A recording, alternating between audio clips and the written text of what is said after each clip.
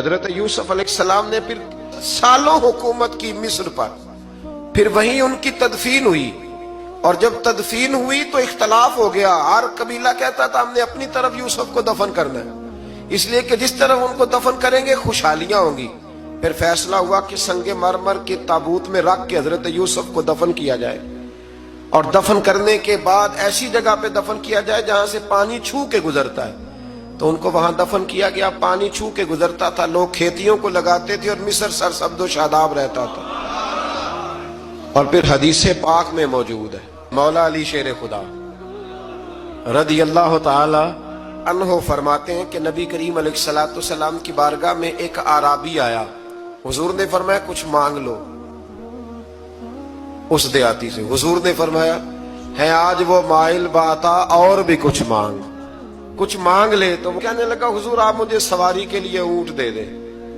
حضرت علی کہتے ہیں میں نے کہا ہے افسوس، مانگا بھی تو کیا مانگا۔ حضور نے فرمایا چل کچھ اور مانگ لے۔ کہنے لگا چلے آنے جانے کے لیے کرایہ بھی دے دے، زادرہ بھی دے دے، کھانے کیا مانگا۔ تو حضور علیہ السلام نے اسے دے دیا۔ تو محبوب فرمانے لگے تجھ سے تو موسیٰ علیہ السلام کے دور کی وہ بوڑھی اچھی تھی۔ کہا وہ بوڑھی کون سی بوڑھی؟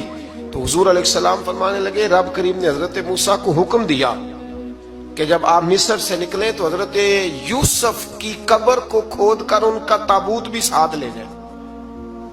تو حضرت سیدنا موسیٰ علیہ السلام نے عرض کی مالک وہ کیسے پتہ چلے گا؟ فرمایا وہ تو آپ نے خود ہی پتہ کرنا ہے کہ وہ تابوت کہاں ہے۔ وہ دریا کے اندر تھا۔ کیسے پتہ کرتے کرتے پتہ چلا کہ ایک بوڑھی اماں ہے، اسے پتہ ہے تابوت کہاں ہے، وہ کدھر ہے تابوت، تو بوڑھی اماں کو پتہ ہے۔ حضرت موسیٰ بوڑھی کے پاس گئے، کہنے لگے اماں وہ تجھے پتہ ہے یوسف کی قبر کہاں؟ کہنے لگی پتہ ہے۔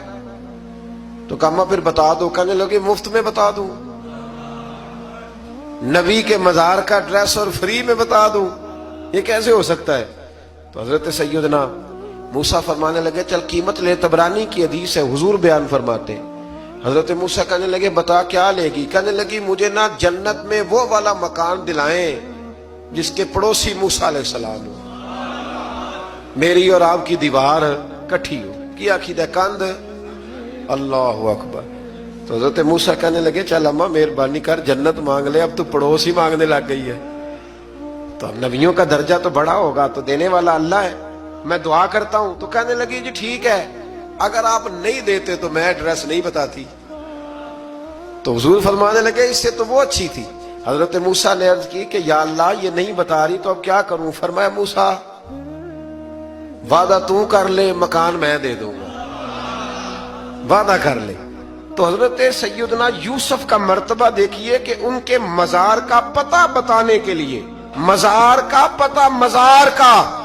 پتہ بتانے کے لیے اس خاتون نے حضرت موسیٰ سے جو قیمت لی وہ یہ تھی کہ میں جنت میں آپ کی پڑوسی بنوں گی، پھر ایڈریس بتاؤں گی۔